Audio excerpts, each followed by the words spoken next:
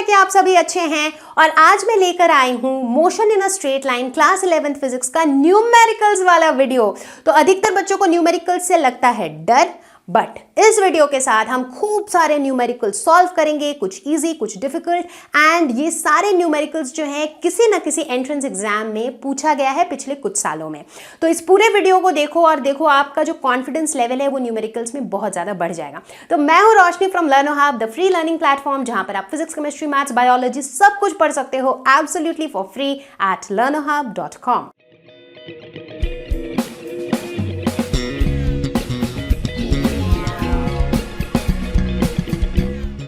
तो I hope कि इस वीडियो को देखने से पहले आपने मेरा motion in a straight line का वन शॉट वीडियो जरूर देखा होगा। अगर नहीं देखा है तो अभी देख लो। इसके अलावा आपने मेरा बेसिक कैलकुलस का वीडियो भी जरूर देखा है। अगर वो भी नहीं देखा है तो जरूर से देख लो अभी, ठीक है। तो इसी के साथ let's get started with question number 1। तो चलो देखिए क्वेश्चन नंबर 1 जो कि पूछा गया था एम्स 2013 में। Assertion, a body can have acceleration even if its velocity is 0 at that instant of time. Reason, the body will momentarily be at rest when it reverses its direction of motion। सबसे पहले assertion और reasoning वाले question में क्या होता है, हमारे पास दो स्टेटमेंट्स दिए हुए होते हैं। हमें यह बताना होता है कि क्या ये दोनों सही है या फिर दोनों गलत है, या फिर assertion सही है लेकिन इसका जो रीजन है वो गलत है, या फिर assertion गलत है लेकिन रीजन सही है। ठीक है, तो यहां पर सबसे पहले assertion पढ़ते हैं। क्या ऐसा पॉसिबल है कि एक बॉडी में एक्सेलरेशन हो लेकिन उस इंस्टेंट ऑफ टाइम पे उसकी वेलोसिटी 0 हो? अब एकदम से सुन के लगेगा कि नहीं नहीं ये तो गलत है, क्योंकि एक्सेलरेशन क्या होता है dv by dt। तो अगर वेलोसिटी 0 है तो एक्सेलरेशन भी 0 होना चाहिए।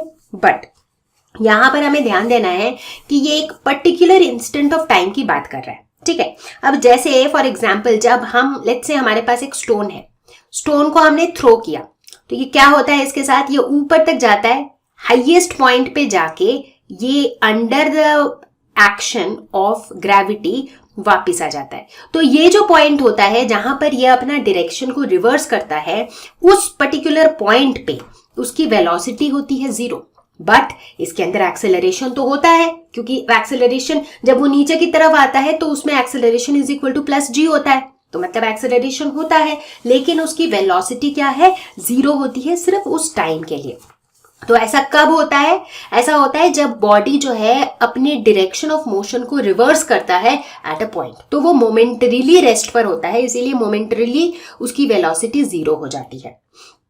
ठीक है, तो यानी कि यहां पर दोनों करेक्ट है। So option A is the correct one. आगे बढ़ते हैं, देखते हैं question number 2। The given graph shows the variation of velocity with displacement. Which one of the graphs given below correctly represents the variation of acceleration with displacement. तो basically ये हमारा given graph है। ठीक है, तो हमें क्या पता है अब गिवन ग्राफ कैसा है, ये एक स्ट्रेट लाइन है और हमें पता है स्ट्रेट लाइन का इक्वेशन कैसा होता है, y is equal to mx plus c, जहां पर m क्या होता है स्लोप और c होता है intercept on the y axis. ठीक है, अब ये जो ग्राफ है हमारा, इस ग्राफ के लिए let us right the equation. ठीक है, तो यहां पर y की वैल्यू क्या हो जाएगी, y इज बेसिकली v, तो ये हो जाएगा v is equal to m क्या है, m is the slope of this line, correct. तो इस लाइन का जो स्लोप है वो क्या हो जाएगा, परपेंडिकुलर बाय बेस, बट ये कैसा स्लोप है, नेगेटिव स्लोप है, तो ये हो जाएगा minus we naught by x naught, ये हो जाएगा स्लोप इंटू एक्स, एक्स की जगह यहां पर भी एक्स ही है तो ये एक्स ही रहेगा, प्लस सी, सी होता है intercept on the y axis, तो वाई एक्सिस ये है, वाई एक्सिस पे इंटरसेप्ट क्या है, वी नॉट, तो यह हो जाएगा वी नॉट। ठीक है, तो ये मेरा हो गया इस गिवन ग्राफ का इक्वेशन। अब मुझे निकालना क्या है, मुझे निकालना है acceleration with respect to dx, यानी कि मुझे दिखाना है कि एक्सेलरेशन x के साथ कैसे वैरी करेगा।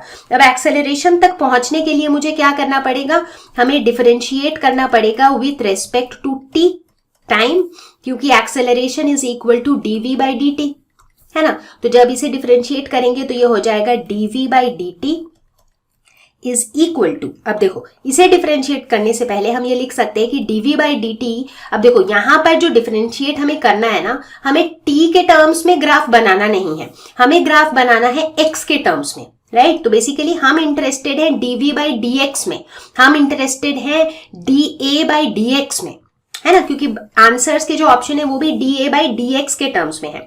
तो dv बाई dt को हम dv by dx into dx by dt लिख सकते हैं, correct. And what is dx by dt? dx by dt is equal to v, तो यानी कि हो जाएगा dv by dx into v, ठीक है।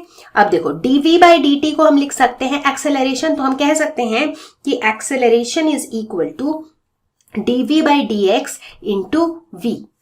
अब dv बाई dx निकालते हैं, ये v तो हमारे पास दिया हुआ है ये, तो अगर यहां से हम dv बाई dx निकालें तो क्या हो जाएगा, पहले वाले टर्म में minus we naught by x naught constant है, dx बाई dx वो 1 हो जाएगा, और दूसरा वाला term v naught is constant, तो d by dx of v naught हो जाएगा 0, तो यानी कि dv बाई dx हो जाएगा minus we naught by x naught, ये इंटू v, ठीक है। तो अब एक्सेलरेशन को हम क्या लिख सकते हैं, minus we naught by x naught. अब v की जगह ये जो v का गिवन एक्सप्रेशन है वो लिख डालेंगे, क्योंकि हमें तो ये देखना है कि एक्सेलरेशन का x के टर्म्स में इसका क्या इक्वेशन निकल के आता है। तो हम एक्सेलरेशन का भी ऐसा स्ट्रेट लाइन का इक्वेशन लिखना चाहते हैं, y is equal to M X plus C के फॉर्म में।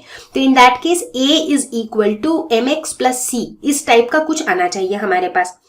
तो v की हमें जरूरत नहीं है, तो इसीलिए v के बदले में हम ये एक्सप्रेशन डाल देंगे, तो ये हो जाएगा minus we naught by x naught into minus we naught by x naught into x plus v naught, ठीक है। सबको समझ में आ रहा है, ये जो v है इसके बदले में मैंने ये एक्सप्रेशन लिख दिया, ठीक है। अब इसे देखो, अब इन दोनों को अगर मल्टीप्लाई करेंगे तो ये हो जाएगा V naught square by x naught square into X minus we naught square by x naught.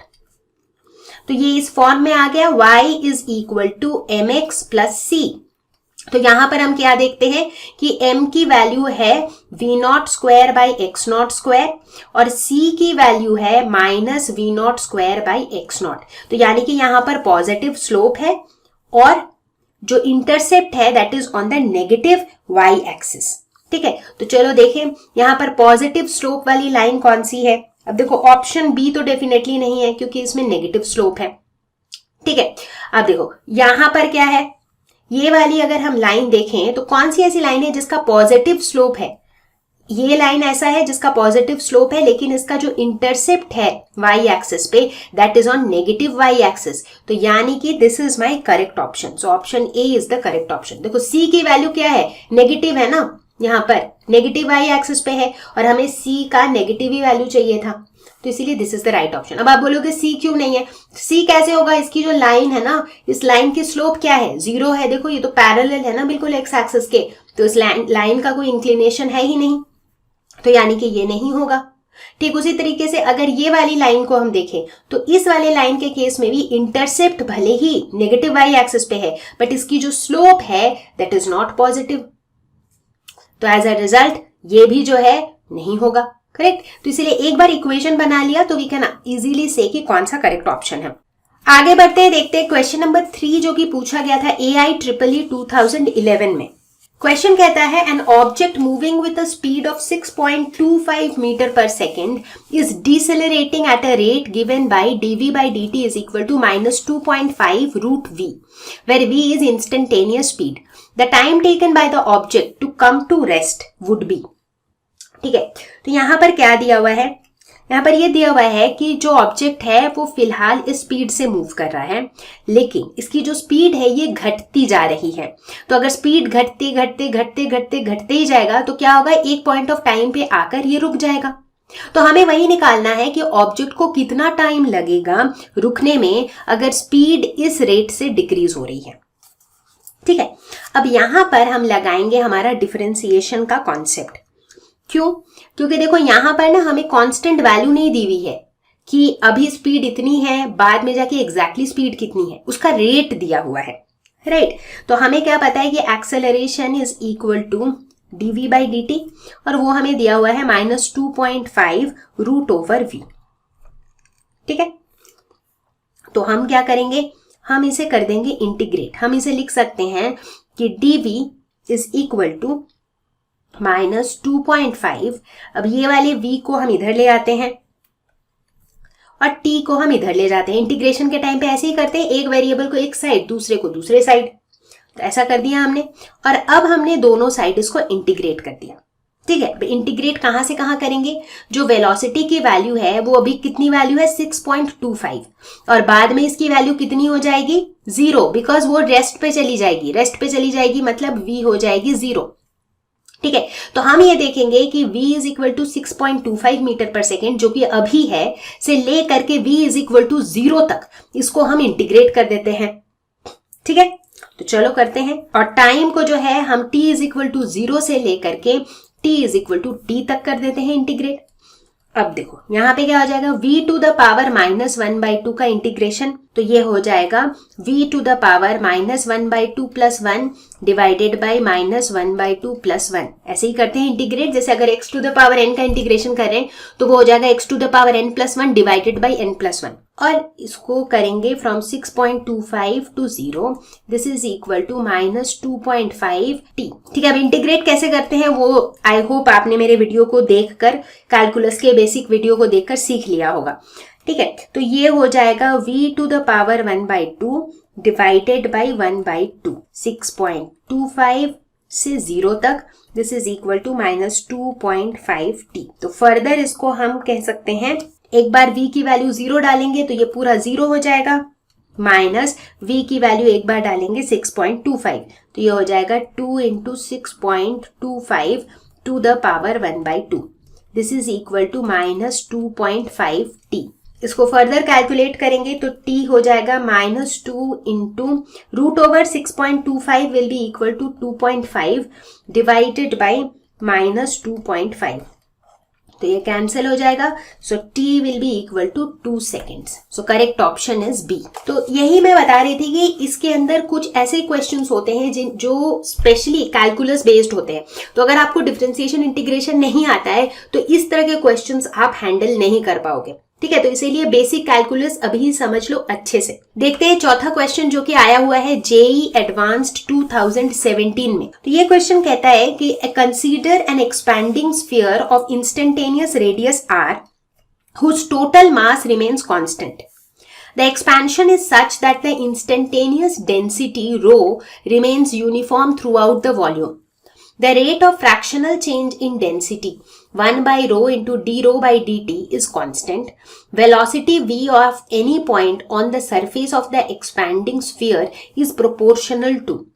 तो सबसे पहले बेसिक से स्टार्ट करो। यहाँ पर हम किसकी बात कर रहे हैं, हम बात कर रहे हैं एक स्फीयर की जो एक्सपैंड हो रहा है, उस स्फीयर की डेंसिटी की भी बात कर रहे हैं। तो हमें क्या पता है, density is equal to mass by volume. इससे हम कह सकते हैं कि mass is equal to density into volume.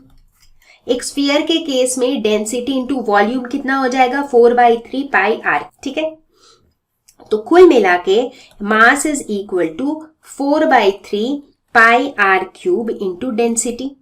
ठीक है, अब क्वेश्चन में ये दिया हुआ है कि मास इज कांस्टेंट। क्वेश्चन कह रहा है कि ये जो मास है ये कांस्टेंट है। ठीक है, अब मुझे क्या निकालना है, मैं इस पूरे चीज को डिफरेंशिएट करूंगी with respect to t. T के रेस्पेक्ट में हम इसे डिफरेंशिएट करेंगे। ठीक है, क्यों, क्योंकि टाइम के साथ साथ ही तो ये एक्सपैंड हो रहा है, राइट। तो टाइम के साथ साथ ही चीजें चेंज हो रही है। तो dm/dt हो जाएगा 0, क्योंकि कांस्टेंट को डिफरेंशिएट करेंगे तो 0 आता है। इधर 4/3 पाई इतना तो कांस्टेंट है, तो इसको बाहर निकाल लिया। अब d/dt of r³ into rho, ये हो जाएगा। तो d/dt of u into v जब भी रहता है तो हम इसे कैसे करते हैं, हम इसे ऐसे ही करते हैं कि d/dt ऑफ r³ और रो को बाहर निकाल लिया, प्लस r³ को बाहर निकाल लिया d रो बाई dt। ठीक है, अब देखो चूंकि इस तरफ 0 है, ये 4/3 भी अगर इधर शिफ्ट कर दोगे तो 0 हो जाएगा। तो ये हो जाएगा this is equal to 0 is equal to rho d/dt of r³ क्या हो जाएगा, r⁻3। तो ये हो जाएगा n r⁻n-1, मतलब कि 3r² into dr/dt plus r³ d rho by dt। अच्छा, अब इसके अंदर हम लिख सकते हैं, इधर से हम आर स्क्वायर को कॉमन ले सकते हैं, तो अंदर बचेगा 3 rho R into D are by D T plus R D rho by D T. अच्छा, यहाँ पे आर नहीं बचेगा क्योंकि आर स्क्वायर था, पूरा आर स्क्वायर कॉमन ले लिया है। अब ये आर स्क्वायर को भी इधर भेज दोगे तो ये भी 0 हो जाएगा, तो मेरे पास क्या बचेगा, मेरे पास बचेगा 3 rho D are by D T is equal to minus R D rho by D T. ठीक है, तो इससे हम कह सकते हैं कि D are by D T is equal to minus R by 3 into 1 by rho D rho by D T. ठीक है, अब क्वेश्चन में देखो 1 by rho D rho by D T, ये जो पूरी की पूरी चीज है this is constant as per question. तो इसका मतलब जो d are by D t है, मतलब कि जो वेलोसिटी क्या होता है, change in radius with respect to time, change in position with respect to time, that is velocity, right. So d are by D T is basically velocity. So d are by D T is proportional to r by minus r by 3, so basically it is proportional to r. तो correct option is A। तो बच्चा party numerical समझ में आ रहा है अभी तक? बहुत बढ़िया। अब आगे हम स्टार्ट करने वाले हैं कुछ numericals which are based on the equations of motion. तो यहाँ पर मैं अचानक से इसलिए आ गई क्योंकि ये बताना जरूरी था कि कुछ बातें हमें दिमाग में याद रखनी होंगी जब हम ऐसे न्यूमेरिकल सॉल्व कर रहे हैं which are based on the equations of motion. पहली बात, तीनों इक्वेशंस ऑफ मोशन हमें याद रहने चाहिए। ऑब्वियसली तीनों इक्वेशंस तो याद रहेंगे तभी तो क्वेश्चन सॉल्व करेंगे, राइट। दूसरी बात, जब कभी भी कोई ऑब्जेक्ट ऊपर से नीचे की तरफ गिरता है, ठीक है, मतलब फ्री फॉल हो रहा है, वो ऊपर से नीचे की तरफ आ रहा है, तो उसका एक्सेलरेशन क्या होगा, प्लस जी, राइट, क्योंकि वो एक्सेलरेशन ड्यू टू ग्रेविटी की वजह से नीचे आ रहा है, उसका एक्सेलरेशन होगा प्लस जी। ठीक इसी तरह जब कोई ऑब्जेक्ट नीचे से ऊपर की तरफ जा रहा है तो क्या होगा, इसका एक्सेलरेशन माइनस जी। ठीक है, g की वैल्यू आप 9.8 लोगे या 10 लोगे, दैट डिपेंड्स। अगर क्वेश्चन में कोई स्पेसिफिक वैल्यू दी हुई है तो आपको वही वैल्यू लेना है। ठीक है, लेट अस सपोज मेरे हाथ में एक ऑब्जेक्ट है, इसको मैंने यूं थ्रो किया, तो क्या हुआ, पहले तो ये ऊपर गया, एक पॉइंट पर जाके ये वापस नीचे आ गया, मतलब इस पॉइंट पर इसने अपनी डायरेक्शन को रिवर्स कर दिया, डायरेक्शन को उल्टा कर दिया। तो ये जो पर्टिकुलर पॉइंट है, इस पॉइंट पर इसकी वेलोसिटी हो जाती है गोल, वेलोसिटी हो जाती है 0, ये याद रखना है। तो जब कभी किसी ऑब्जेक्ट को हम यूं थ्रो करते हैं और एक पॉइंट पे वो अपना डायरेक्शन रिवर्स करता है तो मोमेंटरीली उस पॉइंट पर उसकी वेलोसिटी हो जाती है 0। अब आप सोच रहे हो कि मैं ये रैंडम पॉइंट्स क्यों बता रही हूँ, क्योंकि जब आप न्यूमेरिकल सॉल्व करोगे ना तो ये पॉइंट्स आपको काम आने वाले। आगे सुनो एक और पॉइंट, मान लो मेरे हाथ में एक ऑब्जेक्ट है जो यूं ही ड्रॉप हो गया, मैंने नहीं गिराया, वो यूं ही ड्रॉप हो गया, तो इस केस में इसकी इनिशियल वेलोसिटी क्या थी, 0, क्योंकि मैंने कोई वेलोसिटी दी नहीं इसको, ये खुद ही ऐसे ही ड्रॉप हो गया। तो जब कभी क्वेश्चन में इस तरह के वर्ड्स लिखे हो ना कि ऑब्जेक्ट खुद से ड्रॉप हो गया है या फ्री फॉल हो गया है, इसका मतलब है कि इनिशियल वेलोसिटी इज 0। लेकिन अगर कभी क्वेश्चन में ऐसा लिखा हो that the object is thrown, thrown मतलब अब मैंने फेंका है तो कुछ वेलोसिटी से फेंका होगा, राइट, तो उस केस में उसकी इनिशियल वेलोसिटी 0 नहीं होगी, उसकी इनिशियल वेलोसिटी की कोई वैल्यू होगी। ठीक है, तो ये कुछ पॉइंट्स थे जो मैं चाहती थी कि आप याद रखो, और बस इतना ही है। बाकी तो देखो कितना मजा आएगा क्वेश्चन सॉल्व करने में। तो लेट्स गेट स्टार्टेड। अब देखते हैं क्वेश्चन नंबर 5 पूछा गया था नीट 2012 में। Motion of a particle along a straight line is described by the equation x is equal to 8 + 12t - t cube, where x is in meter and t is in second. The retardation of the particle when its velocity becomes 0 is। ठीक है, तो यहां पर x यानी कि position जो है that is given. अब एक्सेलरेशन निकालना है, रिटार्डेशन तो वही है ना, नेगेटिव एक्सेलरेशन। तो पहले निकालेंगे वेलोसिटी, वो क्या हो जाएगा dx/dt। तो डिफरेंशिएट करते हैं, कांस्टेंट का डिफरेंशिएशन तो 0 हो जाएगा, 12t का हो जाएगा 12 क्योंकि dt/dt इज 1, t क्यूब का हो जाएगा 3t² और dt/dt इज 1। ठीक है, ये सबको आई होप अब तक सबको पता है कैसे करते हैं डिफरेंशिएट। ठीक है, अब एक्सेलरेशन निकालेंगे तो उसके लिए हम फर्दर वेलोसिटी को डिफरेंशिएट करेंगे। तो देखो वेलोसिटी में 12 का डिफरेंशिएट करेंगे तो ये हो जाएगा 0 क्योंकि कांस्टेंट का डिफरेंशिएशन 0 होता है, -3 को तो बाहर ले लेंगे, d/dt ऑफ t²। ठीक है, तो ये हो जाएगा -3 × t² का डिफरेंशिएशन 2t। सो ये हो जाएगा -60। तो ये मेरा एक्सेलरेशन हो जाएगा। अब हमें एक्सेलरेशन निकालना है व्हेन वेलोसिटी बिकम्स 0। ये मेरी कंडीशन दी हुई है क्वेश्चन में। तो चलो इस कंडीशन के हिसाब से देखते हैं। When v is equal to 0, उस समय अगर मैं ये सेकेंड वाली equation, let's say this is first equation, तो मेरा पहला इक्वेशन क्या बन जाएगा, 12 - 3t² इज इक्वल टू 0 हो जाएगा। तो यहां से हम t की वैल्यू निकाल सकते हैं। सो 3t² इज इक्वल टू 12 और t² इज इक्वल टू 4 और t is equal to 2 seconds. ठीक है, अब एक बार टाइम निकल गया तो हम एक्सेलरेशन की वैल्यू निकाल सकते हैं at t is equal to 2 second. Acceleration हो जाएगा -6 × 2 दैट इज -12 मीटर पर सेकेंड स्क्वायर।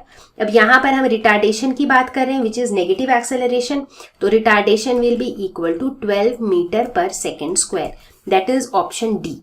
तो चलो देखते हैं क्वेश्चन नंबर 6 जो कि पूछा गया था नीट 2013 में। A stone falls freely under gravity. It covered distances h1, h2, h3 in the first 5 seconds, the next 5 seconds and the next 5 seconds respectively. The relation between h1, h2 is, ठीक है, तो यहां पर क्या हो रहा है, कुछ बेसिक चीजें जो हमें पता होनी चाहिए। यहां पे हो क्या रहा है, फ्री फॉल। फ्री फॉल मतलब एक्सेलरेशन क्या हो जाएगा, +g।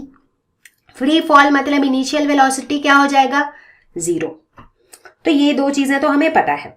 ठीक है, बहुत बढ़िया। अब क्वेश्चन क्या कह रहा है, क्वेश्चन कह रहा है कि ये जो स्टोन है, लेट अस सपोज ये स्टोन है, ठीक है, इसकी फ्री फॉल हो रही है ऐसे। ठीक है, तो ये कह रहा है कि पहले 5 सेकंड में इसने डिस्टेंस कवर किया h1, अगले 5 सेकंड में इसने डिस्टेंस कवर किया h2 और आखिरी के 5 सेकंड में इसने डिस्टेंस कवर किया h3। ठीक है, तो अब हमें बताना है कि h1, h2, h3 में क्या रिलेशन है। ठीक है, तो लेट अस सपोज इसे ना हम ऐसे नंबर कर देते हैं, फर्स्ट 2, 1, 2 और 3। ठीक है, 1 मतलब पहला 5 सेकंड, 2 मतलब अगला 5 सेकंड और 3 मतलब उसका अगला 5 सेकंड। तो सबसे पहले 5 सेकंड की बात करते हैं। ठीक है, मतलब कि फर्स्ट 5 सेकंड्स की बात करते हैं। तो फर्स्ट 5 सेकेंड्स में हम निकाल सकते हैं s is equal to ut plus half at² वाले कॉन्सेप्ट से हम कह सकते हैं कि कितना डिस्टेंस ट्रेवल किया फर्स्ट 5 सेकेंड्स में, h1। तो h1 इज इक्वल टू, ये तो 0 हो जाएगा क्योंकि u 0 है, प्लस हाफ g, t क्या है 5²। तो यानी कि ये हो जाएगा h1 is equal to 25/2g। ठीक है, अब बात करते हैं सेकेंड फेज की। सेकेंड फेज मतलब नेक्स्ट 5 सेकेंड्स। तो बेसिकली सेकेंड फेज हम स्टार्टिंग से लेते हैं। तो सेकेंड फेज इज बेसिकली पहला 5 सेकेंड प्लस अगला 5 सेकेंड, यानी कि पहला 10 सेकेंड्स की बात करते हैं। तो ऊपर से लेकर के यहां तक की हम बात कर रहे हैं फेज 2 में। ठीक है, तो इसमें डिस्टेंस कितना कवर हुआ, h1 प्लस h2। ut तो यहां भी 0 होगा क्योंकि इनिशियल वेलोसिटी 0 है, is equal to half g_t²। तो यानी कि h1 plus h2 will be equal to 100/2 यानी कि 50g। अब h1 की वैल्यू तो हमें पता है 25/2g, तो उसकी वैल्यू यूज करके हम h2 की वैल्यू निकाल सकते हैं जो कि हो जाएगा 50g minus 25/2g। This is equal to 75/2g। ठीक है, तो ये इक्वेशन 2 से मुझे मिल गया h2 की वैल्यू। अब ठीक इसी तरीके से थर्ड फेज की बात करते हैं, यानी कि फर्स्ट 15 सेकेंड्स की बात करते हैं। ठीक है, मतलब यहां से लेकर के यहां तक की बात करते हैं हम थर्ड फेज में। ठीक है, तो फर्स्ट 15 सेकेंड्स में ये टोटल कितना डिस्टेंस कवर कर रहा है, h1 plus h2 plus h3। ut यहां भी 0 है, प्लस हाफ g_t²। तो ये हो जाएगा 225/2g। अब देखो h1 और h2 की वैल्यू तो मुझे पता है, तो आराम से h3 की वैल्यू निकल जाएगी। तो h3 क्या हो जाएगी, 225/2g minus 25/2g minus 75/2g। ठीक है, तो h3 की वैल्यू आ जाएगी 125/2g। ठीक है, तो देखो अब क्या हुआ, अब मैंने h1 की वैल्यू निकाल ली, h2 की वैल्यू निकाल ली, h3 की वैल्यू निकाल ली। अब तो चीजें आसान है, अब रिलेशन में आराम से बता सकती हूँ। देखो पहला ऑप्शन कह रहा है H1 is equal to 2H2, but क्या H1 H2 के डबल है? बिल्कुल नहीं। H2 का अगर हम डबल करेंगे तो 75 होना चाहिए, बट ऐसा नहीं है, तो यानी कि option A is not correct. Option B कहता है कि H1 is equal to H2 by 3, तो H2 को अगर हम डिवाइड बाई 3 करेंगे तो ये हो जाएगा 25/2, यानी कि H1, ये तो सही है। H1 is also equal to H3 by 5, H3 को यानी कि इसको अगर हम डिवाइड बाई 5 करेंगे तो ये हो जाएगा 25/2 विच इज H1, तो यानी कि ऑप्शन बी इज करेक्ट। देखो थोड़ा लेंदी था बट इट वॉज ईजी, इसमें कैलकुलेशंस कुछ खास नहीं थे, so you can actually do it really fast. So moving ahead with question number 7 जो कि पूछा गया था नीट 2020 में। A ball is thrown vertically downward with a velocity of 20 metre पर सेकेंड। देखो इन वर्ड्स पे ध्यान देना, मैंने बताया था ना थ्रो जब भी होता है ना दैट मीन्स हम कुछ इनिशियल वेलोसिटी के साथ उसे थ्रो कर रहे हैं। From the top of a tower, it hits the ground after some time with a velocity of 80 meter per second. The height of the tower is, ठीक है, तो यहां पर ये 20 मीटर पर second is initial velocity, 80 metre पर second is final velocity. अब ये स्टोन कैसे गिर रहा है? ऊपर से नीचे की तरफ गिर रहा है, तो यानी कि एक्सेलरेशन यहाँ पे क्या हो जाएगा? प्लस जी, जो कि दिया हुआ है 10 मीटर पर सेकेंड स्क्वायर। मुझे निकालना क्या है? हाइट ऑफ द टावर निकालना है, ठीक है। तो खुद से सोच के देखो जो मेरे 3 इक्वेशंस हैं उनमें से कौन सा इक्वेशन यहाँ काम आएगा, क्योंकि यहाँ पर मुझे टाइम के बारे में कुछ नहीं पता। तो फर्स्ट और सेकेंड इक्वेशन में v is equal to u plus a t, s is equal to u t plus a t square में t इन्वॉल्व होता है। तो जो तीसरा इक्वेशन है उसमें t का इन्वॉल्वमेंट नहीं है, which is a good thing, right. तो यहाँ पर s क्या है? s is basically the height of the tower, right. तो यह हो जाएगा v square minus u square by 2a is equal to h, ठीक है। तो h हो जाएगा, v की वैल्यू है 80 स्क्वायर माइनस 20 स्क्वायर, 20 u की वैल्यू है, डिवाइडेड बाई 2 इंटू 10, तो ये आ जाएगा 6400 minus 400 divided by 20, so this is equal to 6000 divided by 20, तो ये हो जाएगा 300 मीटर्स।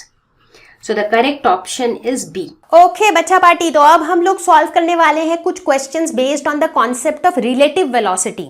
तो रिलेटिव वेलोसिटी का जो बेसिक कॉन्सेप्ट है वो क्या है कि जब भी मेरे पास दो ऑब्जेक्ट्स दिया हुआ है A और B, तो रिलेटिव वेलोसिटी, तो velocity of A relative to B, इसे हम कैसे लिखते हैं? VAB, और वो होता क्या है? VA माइनस VB, ठीक है। तो ये मतलब को ना बिल्कुल दिमाग में सेट कर लो कि velocity of A relative to B, इसका मतलब क्या होता है कि ए की वेलोसिटी जब हम उसे बी के फ्रेम ऑफ रेफरेंस से देख रहे हैं, ठीक है। अगर ए एक कार है तो कार ए की वेलोसिटी जब हम कार बी के अंदर बैठ के देख रहे हैं, राइट। तो जब हम कार बी के अंदर बैठ के देख रहे हैं तो मतलब मेरे लिए car B is at rest, क्योंकि मैं तो कार बी के अंदर ही बैठी हूं, तो मेरी कार खुद चल रही है, वो मेरे को नहीं समझ में आ रहा है, राइट। तो ये होता है मतलब VAB का, और ये मतलब आपको समझ में आना चाहिए, वरना जो है ना आप कुछ कॉम्प्लिकेटेड न्यूमेरिकल्स में फंस जाओगे, ठीक है। तो ये था हमारा रिलेटिव वेलोसिटी। ठीक इसी तरीके से अगर कभी किसी क्वेश्चन में बाय चांस पूछ दिया जाए रिलेटिव पोजीशन, तो घबराना नहीं है, बिल्कुल इसी तरीके से जैसे कि VAB is equal to VA minus VB होता है, उसी तरह से XAB will be equal to XA minus XB, यानी कि position of A relative to B, ठीक है। उसी तरीके से अगर कभी बाय चांस आपको रिलेटिव एक्सेलरेशन की बात कर दी जाए तो वहां भी वही कॉन्सेप्ट रहेगा, acceleration AB is equal to acceleration of A minus acceleration of B, ठीक है। तो चलो क्वेश्चंस देखते हैं। क्वेश्चन नंबर 8 पूछा गया था जेईई मेंस 2015 में। 2 stones are thrown up simultaneously from the edge of a cliff 240 meter high with initial speed 10 meter per second and 40 meter per second respectively. Which of the following graph best represents the time variation of relative position of the second stone with respect to the first? ठीक है, सबसे पहले तो question को समझना होगा। Question कह रहा है कि एक क्लिफ है, मतलब समझ लो एक टावर सॉर्ट ऑफ चीज है जिसकी हाइट है 240 मीटर, और इसके ऊपर से हमने इन 2 स्टोन्स को थ्रो किया, ठीक है। थ्रो तो हमने ऊपर की तरफ ही किया, एक स्टोन और 2 स्टोन को हमने थ्रो किया, ठीक है। इन स्टोन्स के साथ क्या हुआ, ये थोड़ी सी दूर ऊपर गए और उसके बाद under the action of gravity ये वापस आके ग्राउंड में गिर गए। ठीक है, इनके साथ कुछ ऐसा ही हुआ, ये थोड़ी देर के लिए तो ऊपर गए, उसके बाद ये दोनों ही स्टोन जो है ये ग्राउंड पे गिर गए। अब इसमें दिया हुआ है, अब इसमें पूछ क्या रहा है हमसे, पहले तो इसमें दिया हुआ है दोनों की इनिशियल वेलोसिटी दी हुई है, बहुत बढ़िया। पूछ ये रहा है कि इन दोनों का जो रिलेटिव पोजीशन है, क्योंकि जब दोनों स्टोन्स साथ में हवा में मूव कर रहे हैं तो उन दोनों का एक रिलेटिव वेलोसिटी होगा, रिलेटिव वेलोसिटी है तो उनकी एक रिलेटिव पोजीशन भी होगी। लेट्स से रिलेटिव वेलोसिटी की बात करें, relative velocity of second stone with respect to first stone क्या होगा, velocity of second stone minus velocity of first stone. उसी तरह relative position of second stone with respect to first stone क्या होगा, position of second stone minus position of first stone, यही होगा, right. तो मुझे ये बताना है कि ये जो रिलेटिव पोजीशन है सेकेंड स्टोन का with respect to first stone का, ये टाइम के साथ कैसे वैरी कर रहा है, तो इसी का यहाँ ग्राफ बनाया हुआ है और मुझे बताना है कि इनमें से कौन सा ग्राफ सही है। तो ये बताने के लिए हमें ये देखना पड़ेगा कि किस तरह से ये जो रिलेटिव पोजीशन है that is changing with time. ठीक है, तो ये मेरा क्वेश्चन है। तो अभी सबको क्वेश्चन समझ में आ गया, ठीक है। अब एक एक करके हम दोनों स्टोन पे फोकस करेंगे, ठीक है। तो यहां तक तो हम सिर्फ क्वेश्चन को समझ रहे थे, अब इसे सॉल्व करेंगे, ठीक है। तो थोड़ा सा ये लेंदी होने वाला है क्योंकि मैं डिटेल में समझाऊंगी, ठीक है। तो सबसे पहले हम बात करते हैं स्टोन 1 की। तो अभी हम सिर्फ स्टोन 1 की बात करेंगे, ठीक है। तो लेट अस सपोज कि ये जो भी हम पोजीशन मेजर कर रहे हैं ना, we are doing it with respect to ground level, मतलब कब जब स्टोन ग्राउंड पर है तो x इज इक्वल टू 0 हो जाएगा और जैसे जैसे वो ग्राउंड से ऊपर है तो x की वैल्यू भी बढ़ती जाएगी, ठीक है। तो यहां पर अगर हम स्टोन 1 की बात करें तो स्टोन 1 का जो पोजीशन x1 है दैट इज इक्वल टू, ये इस स्टोन को हमने यहां से थ्रो किया, राइट। तो मतलब ये स्टोन ऑलरेडी ग्राउंड से 240 मीटर ऊपर था, तो मतलब 240 मीटर प्लस जब हमने इसे एक इनिशियल वेलोसिटी के साथ थ्रो किया तब इसने कुछ डिस्टेंस कवर किया, right. So let us say that distance is s1।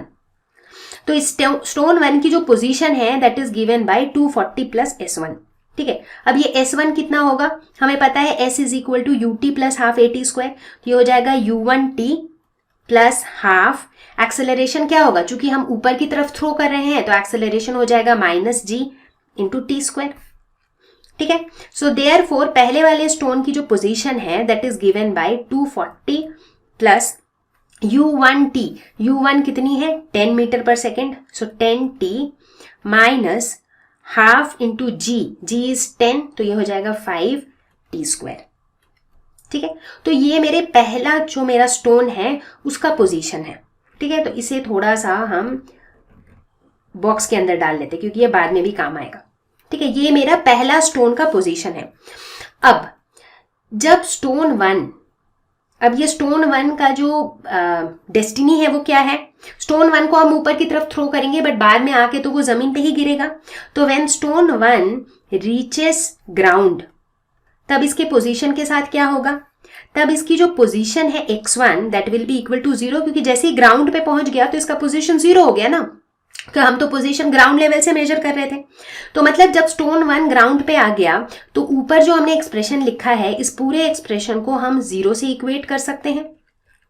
और अगर हमने ऐसा कर दिया तो हमें साफ साफ दिख रहा है कि इससे हम t की वैल्यू निकाल सकते हैं, टाइम की वैल्यू निकाल सकते हैं, राइट है कि नहीं। मान लो इधर से 5 कॉमन ले लिया तो हमारे पास क्या बचेगा, चलो थोड़ा और डिटेल में करते हैं। सो 5 4 20 और 5 8 40, 48 plus 2t minus T square. तो ये एक क्वाड्रेटिक इक्वेशन है, इसको मिड टर्म स्प्लिटिंग से आप सॉल्व कर सकते हो। 48 इज 6 इंटू 8 48, तो इसको मिड टर्म स्प्लिटिंग से सॉल्व करो। ये बेसिक चीजें हैं तो आई एम श्योर सबको आती है, मैथ्स में पढ़ा है हमने। तो ये हो जाएगा plus 8t minus 6t minus T square. तो इसे हम लिख सकते हैं, 8 कॉमन ले लो तो 8 6 48 प्लस t, इधर माइनस 6 कॉमन ले लो तो ये हो जाएगा t, इधर t कॉमन ले लो तो ये हो जाएगा 6 प्लस t। तो कुल मिला के यहां से हमें t की 2 वैल्यू मिलेगी, एक तो 8 और दूसरा -6। अब टाइम -6 सेकेंड तो हो नहीं सकता है, तो basically t is equal to 8 seconds. इसका मतलब जो पहला वाला स्टोन है वो 8 सेकेंड के बाद जमीन को टच करेगा, मतलब जमीन पे गिर जाएगा, ठीक है। ये सबको समझ में आ गया, ठीक है, तो यहां से हमने क्या देखा कि स्टोन 1 पे फोकस करके एक तो हमने स्टोन 1 का पोजीशन का एक्सप्रेशन निकाला और हमने ये भी फाइंड आउट किया कि स्टोन 1 जमीन पे रीच कब करेगा। ठीक है, अब एग्जैक्टली यही चीज हम करेंगे स्टोन 2 के लिए, सेम चीज करेंगे स्टोन 2 के लिए। स्टोन 2 का पोजीशन क्या हो जाएगा, ये भी 240 मीटर हाई क्लिफ से छोड़ा गया था, सो 240 प्लस S2। अब इसके केस में S2 क्या हो जाएगा, वही होगा U2T माइनस हाफ GT², क्योंकि ऊपर की तरफ छोड़ रहे हैं तो इसीलिए ऊपर जा रहा है तो एक्सेलरेशन हो जाएगा माइनस G। ठीक है, अब देखो x2 क्या हो जाएगा मेरा, ये हो जाएगा 240 प्लस U2T। U2 की वैल्यू क्या दी हुई है, U2 दी हुई है 40 मीटर पर सेकेंड, तो ये हो जाएगा 40T minus half into 10 into T² यानी कि माइनस 5T²। तो ये हो गया पोजीशन ऑफ सेकेंड स्टोन। ठीक है, इसको भी याद रखना है, ये भी आगे काम आएगा। ठीक है, अब यहां पर भी हम सेम चीज करेंगे कि व्हेन स्टोन 2 रीचेस ग्राउंड, तब क्या होगा, x2 इज इक्वल टू 0 हो जाएगा। तो हम कह सकते हैं कि 0 is equal to 240 plus 40t minus 5t²। अब इसको भी सॉल्व करके t की वैल्यू निकालेंगे। 0 इज इक्वल टू 5 कॉमन ले लेंगे तो ये हो जाएगा 48 प्लस 8t माइनस t²। तो क्वाड्रेटिक इक्वेशन को सॉल्व कैसे करेंगे, 12 4 जा 48, तो ये हो जाएगा plus 12 minus 4 minus T²। Mid term splitting कर रही हूं और कुछ भी नहीं, तो यहाँ पे 12 कॉमन लिया तो 4 प्लस t, यहाँ पर माइनस 4, यहाँ पर माइनस t कॉमन लिया तो ये हो जाएगा 4 प्लस t। तो यहां से t की दो वैल्यू मिलेगी हमें, एक तो मिलेगा 12 और दूसरा मिलेगा -4। अब टाइम -4 सेकेंड तो हो नहीं सकता है, तो यहां पर t हो जाएगा 12 सेकेंड्स, यानी कि जो सेकेंड स्टोन है वो 12 सेकेंड्स के बाद नीचे गिर जाएगा। ठीक है, तो अभी तक हमने जो भी कैलकुलेशन किया इससे हमें क्या समझ में आया, इस सिचुएशन के बारे में हमें ये समझ में आया कि ये एक मेरा क्लिफ था जिसकी हाइट है 240 मीटर। यहां से हमने दो स्टोन्स को थ्रो किया, 1 और 2 को। तो हुआ ये कि जो ये पहला वाला जो स्टोन था ये 8 सेकेंड्स के बाद नीचे गिर गया। जो दूसरा वाला स्टोन था ये जो है इसने कितना टाइम लगाया, इसने 12 सेकेंड्स लगाया नीचे गिरने में। ठीक है, तो इसका मतलब है 8 सेकेंड तक, मतलब t इज इक्वल टू 0 से लेकर के t is equal to 8 seconds तक, इस वाले टाइम पीरियड में दोनों स्टोन्स जो है वो हवा में थे, दोनों ही स्टोन उस समय ट्रैवल कर रहे थे, right. t is equal to 0 से लेकर के t is equal to 8 second तक, तब तक ये दोनों ही हवा में थे। लेकिन t इज इक्वल टू 8 सेकेंड से t is equal to 12 second तक क्या हो रहा था, फर्स्ट स्टोन जो है ये ऑलरेडी ग्राउंड में था और जो सेकेंड स्टोन था वो एयर में था, मतलब सिर्फ सेकेंड स्टोन एयर में था लेकिन फर्स्ट स्टोन ग्राउंड में पहुंच चुका था। ठीक है, ये मेरा सिचुएशन है। ठीक है, इतना समझ में आ गया। अब बात करते हैं हम रिलेटिव वेलोसिटी की, तो पार्ट बाय पार्ट समझते हैं। ये क्वेश्चन थोड़ा लेंथी है, बहुत जगह आप देखोगे शॉर्टकट में दिया हुआ है इसका सॉल्यूशन, बट उससे आपका कॉन्सेप्ट क्लियर नहीं होगा। ठीक है, तो अब जो है हम निकालते हैं relative position of 2 with respect to 1, जो क्वेश्चन में पूछा गया था, that is x2 minus x1। याद है, जैसे यहां पर मैंने x2 को हाईलाइट कर रखा है उसी तरह पिछले पेज में मैंने x1 को भी हाईलाइट कर रखा था, तो वही वाली वैल्यूज डालेंगे। x2 की वैल्यू डालेंगे 240 plus 40t minus 5t² minus x1 की वैल्यू थी 240 प्लस 10t माइनस 5t²। तो यहां पर 240 कैंसिल हो जाएगा, 5t² कैंसिल हो जाएगा, तो ये हो जाएगा 30t। ठीक है, तो ये हो गया मेरा रिलेटिव पोजीशन। ठीक है, तो ये रिलेटिव पोजीशन से हमें ये पता चल रहा है कि relative position of 2 with respect to 1 is directly proportional to t। तो जैसे जैसे टाइम बढ़ेगा वैसे वैसे ये भी बढ़ेगा। So that means this is going to be a straight line. तो एक बात तो हमें पता चली कि भाई ये स्ट्रेट लाइन होगा। चलो ठीक है, अब यहां से हम ये भी पता कर सकते हैं कि जब t की वैल्यू 8 सेकेंड होगी तब ये रिलेटिव पोजीशन की वैल्यू कितनी हो जाएगी 30 इंटू 8 यानी कि 240, तो ये हो जाएगी 240। तो अब देखो साइड में ना हम ग्राफ भी बनाते रहते हैं, तो इसके हिसाब से स्टार्टिंग में t इज इक्वल टू 0 से ले करके, ये लेटर सपोज x एक्सिस में मैंने t लिया, तो टाइम 0 से ले करके 8 सेकेंड्स तक मेरा कैसा होगा, ये एक स्ट्रेट लाइन होगा इस तरीके से, ठीक है।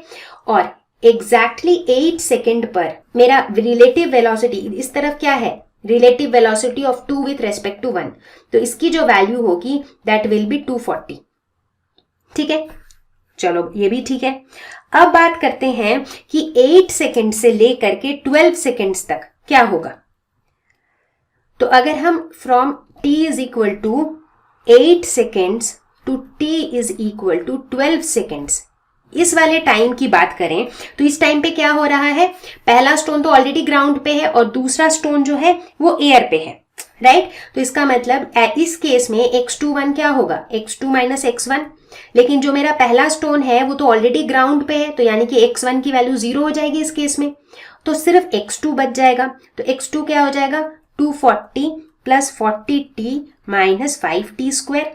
तो यहां पर हम देखते हैं कि अब जो x21 है that is not directly proportional to t, तो ये क्वाड्रेटिक इक्वेशन है, यानी कि ये वाले टाइम पर हमें स्ट्रेट लाइन नहीं मिलेगा, करेक्ट। तो बल्कि हमें ये नॉन यूनिफॉर्म वाला चेंज दिखेगा इस तरह से, और ये कहां तक दिखेगा ऐसा, अप टू 12 सेकेंड्स, क्योंकि 12 सेकेंड्स पे जाने के बाद x2 और x1 दोनों ही 0 हो जाएगा, तो x21 जो है that will be equal to 0, यानी कि relative position of 2 with respect to 1 will be 0। समझ में आ गया सबको? देखो एकदम मैंने बिल्कुल स्टेप बाय स्टेप समझाया है, सो आई एम प्रीटी श्योर कि you would have understood this, and with this question आपको ये भी आइडिया लगा होगा कि physics is not about just learning those 3 equations of motion, सिर्फ वो 3 इक्वेशन याद करके कुछ नहीं होने वाला। यहां पर देखो सिर्फ मैंने एक ही चीज यूज की है, s is equal to ut plus half at square, बाकी जो सारा खेल यहाँ पे था वो क्वेश्चन के मीनिंग को समझने का था। तो मीनिंग अगर समझ में आएगा तभी इस तरह का क्वेश्चन सॉल्व हो पाएगा। एंड नीडलेस टू से दिस वाज लेंदी, ये लेंदी तो था, इसमें कोई डाउट नहीं है, बट कांट हेल्प, हर तरह के क्वेश्चन एग्जाम में पूछे जाते हैं, राइट। तो इसीलिए ये क्वेश्चन अगर समझ में आ गया तो आप समझो कि कॉन्सेप्ट आपका बहुत क्लियर हो चुका है। तो ये था हमारा क्वेश्चन नंबर 8। अब इस क्वेश्चन के अंदर हम कह रहे हैं कि the person climbs a stalled escalator in 60 seconds. Stalled मतलब जो काम नहीं कर रहा है। तो एज्यूमिंग कि अगर मेरा एस्केलेटर काम नहीं कर रहा है, उस केस में जो मैन की वेलोसिटी है वो वेलोसिटी मेरी क्या है, रिलेटिव वेलोसिटी का कॉन्सेप्ट लगाओ, that is basically velocity of the man relative to escalator. क्यों रिलेटिव टू एस्केलेटर? क्यों? क्योंकि अगर कोई बंदा एस्केलेटर में ही है और वो ऑब्जर्व कर रहा है तो उसके लिए तो एनीवेज एस्केलेटर मूव करता हुआ उसको दिखेगा नहीं, तो it is as good as the escalator is at rest, right. तो दिस 60 सेकेंड जो ये टाइम है, this is corresponding to the velocity of the man relative to escalator, ठीक है। सबसे पहले आपको ये बात समझनी होगी। तो बेसिकली अभी तक हमें ये समझ में आया कि velocity of man relative to escalator वो कितना है, वो है d बाई 60 मीटर पर सेकेंड, क्योंकि इसे 60 सेकेंड्स लग रहा है, और d क्या है वो हम एज्यूम कर रहे हैं कि वो d इज द डिस्टेंस, मतलब जो भी डिस्टेंस एस्केलेटर कवर कर रहा है लेट दैट बी d, ठीक है। और हमें अब तक ये भी समझ में आया कि दूसरी चीज हमारे पास गिवन है, दैट इज वेलोसिटी या फिर speed of the accelerator which is d divided by 40, क्योंकि जब एस्केलेटर मूव कर रहा है तो उसको कितना टाइम लग रहा है 40 सेकेंड्स, तो ये d बाई 40, ठीक है। अब जब ये दोनों मूव कर रहे हैं, व्हेन एस्केलेटर और मैन बोथ मूव, जब दोनों मूव करते हैं, जो कि हमारा रियल टाइम सिनेरियो है, उस टाइम पे क्या हो जाता है, velocity of man relative to escalator is equal to velocity of man minus velocity of escalator, यही होता है, करेक्ट। तो बेसिकली ये जो है this is the velocity of the man when it is seen by someone in the escalator. जब observer जो है वो एस्केलेटर में ही है तो उसके लिए एस्केलेटर इज एट रेस्ट, ठीक है। इसीलिए कहा गया है स्टॉल्ड एस्केलेटर, मतलब जो एस्केलेटर काम नहीं कर रहा है, so the escalator is at rest, ठीक है। और vm का मतलब velocity of the man as seen from outside the escalator. ठीक है, तो लेट अस सपोज, जैसे ऐसे ही एक रफ डायग्राम बना रही हूँ, let's say this is my escalator. अब आप, ये जो मैन है ना, ये एस्केलेटर में है। अगर इस मैन को कोई एस्केलेटर में ही जो बंदा है वो देख रहा है, तो उसे क्या लगेगा, उसे ऐसा फील होगा कि escalator is at rest, right? तो उसे ये दिखेगा VME। बट जब कोई बाहर का बंदा यहां से देखेगा तो उसे तो दिख रहा है ना कि भाई एस्केलेटर मूव कर रहा है, तो उसे जो वेलोसिटी दिखेगी मैन की, दैट इज VM। तो VM is basically relative to outside the escalator, relative to the ground, and this is relative to the escalator। ठीक है, ये आई थिंक सबको समझ में आ गया, राइट? रिलेटिव वेलोसिटी का ये सबसे क्रूशियल कॉन्सेप्ट है। ठीक है, तो अब चलो इनमें वैल्यूज डालते हैं। तो ये हो जाएगा d/60 is equal to VM minus d/40। तो यहां पर हम लिख सकते हैं कि VM is equal to d/60 plus d/40। अब वेलोसिटी ऑफ द मैन क्या हो जाएगा, इसका टाइम टेकन तो हमको निकालना है, तो ये हो जाएगा d/t is equal to d/60 plus d/40। अब हर तरफ से d कैंसिल हो जाएगा, तो ये हो जाएगा 1/t is equal to 1/60 plus 1/40। तो इसे कैलकुलेट करेंगे तो t comes out to be 24 seconds. So correct option is C। तो चलो एक और लास्ट क्वेश्चन देखते हैं, और ये क्वेश्चन हमने एनसीईआरटी से पिक किया है, और ये बेस्ड है on the concept of relative velocity. मतलब रिलेटिव वेलोसिटी का जो भी कॉन्सेप्ट हमने इस लेसन में पढ़ा है, मोशन इन वन डायमेंशन में। ठीक है, a jet airplane travelling at the speed of 500 kilometre per hour ejects its products of combustion at the speed of 1500 km per hour relative to the jet plane. What is the speed of the latter with respect to an observer on the ground? सबसे पहले situation को समझो। Let us suppose कि ये एक jet plane है। ठीक है, तो जेट प्लेन लेट से इस डायरेक्शन में जा रहा है विथ वेलोसिटी लेट से VA, मतलब एयरप्लेन। अच्छा, इसके जो प्रोडक्ट्स होंगे जो ये रिलीज करेंगे वो ऑब्वियसली इस डायरेक्शन में रिलीज होंगे, राइट? सो लेट अस से इसकी वेलोसिटी है VP। ठीक है, प्रोडक्ट्स की जो वेलोसिटी है दैट इज VP। अब इस क्वेश्चन में मुझे क्या दिया हुआ है, अब इस क्वेश्चन में दिया हुआ है velocity of the airplane which is 500 kilometre per hour. ठीक है, वेलोसिटी की बात कर रहे हैं तो इसमें डायरेक्शन को भी कंसिडर करना पड़ेगा। सो दिस मीन्स कि जो भी चीजें इस तरफ हैं उसको हम फिलहाल हमने जो एज्यूम किया है उसके हिसाब से इसको हम प्लस ले रहे हैं, और जो भी चीजें इस डायरेक्शन में है उसको हम माइनस ले रहे हैं। ठीक है, that is our assumption for this question. ठीक है, और क्या दिया हुआ है, दिया हुआ है कि it ejects product of combustion at the speed of 1500 kilometre पर hour relative to the jet plane, यानी कि velocity of product relative to the airplane is equal to 1500 kilometre पर आवर। अब इसका डायरेक्शन क्या होगा, प्लस या माइनस? अब हमें दिख ही रहा है कि एयरप्लेन इस तरफ है, प्रोडक्ट्स इस तरफ है। अब VPA जो है वो क्या होगा, that is basically velocity of the products minus velocity of the airplane, right? और हमें साफ साफ ये भी दिख रहा है कि ओवरऑल ये एयरप्लेन जो है इस तरफ जा रहा है, यानी कि overall velocity of the airplane is more than the velocity of the products. तो इसका मतलब है वेलोसिटी ऑफ प्रोडक्ट से जब हम वेलोसिटी ऑफ एयरप्लेन को सब्ट्रैक्ट करेंगे तो ये कोई नेगेटिव वैल्यू ही आएगी, है कि नहीं? तो इसीलिए इसको हम डाल देंगे नेगेटिव। सबको समझ आ गया क्यों नेगेटिव डाला हमने? क्योंकि दोनों का डायरेक्शन ऑपोजिट है, हमें दिख रहा है VA और VP का, और हमें ये भी दिख रहा है कि VP की जो वैल्यू है that is less than VA। ठीक है, तो ये हो गया। अब देखो, अभी अभी हमने डिफाइन किया कि VPA को हम क्या लिख सकते हैं, VP minus VA, this is equal to minus 1500। अब VP की वैल्यू हमें पता नहीं है, बट VA की वैल्यू क्या है, 500, और ये है माइनस 1500। तो इसके अकॉर्डिंग VP क्या हो जाएगा, माइनस 1500 प्लस 500, यानी कि माइनस 1000 किलोमीटर पर आवर। तो ये क्या हो गया, ये हो गया velocity of the products with respect to the ground, right? मतलब with respect to any observer on the ground. ठीक है, और इसका साइन कैसा है, नेगेटिव। इसका क्या मतलब हुआ, इसका मतलब हुआ कि इसका जो डायरेक्शन है that will be opposite to the direction of the airplane. ठीक है, तो इससे हमें क्या पता चला कि जो स्पीड होगी इसकी, अगर सिर्फ स्पीड की बात करें, so the speed will be 1000 kilometre पर आवर, और डायरेक्शन की अगर बात करें so it will be opposite to the airplane direction. Okay, तो I hope you found this video useful. और इसी के साथ अब आपको आगे क्या करना है, आपको और भी ढेर सारे क्वेश्चन सॉल्व करने हैं on this lesson, that is motion in a straight line. तो मैं आपको जल्दी ही मिलूंगी एक नए वीडियो के साथ, एक नए टॉपिक के साथ। इनफैक्ट जो अगला वीडियो आएगा वो होगा मोशन इन अ प्लेन। तो स्टे ट्यून्ड, मैं जल्दी ही मिलती हूं। तब तक के लिए stay home, stay safe, take care, bye bye.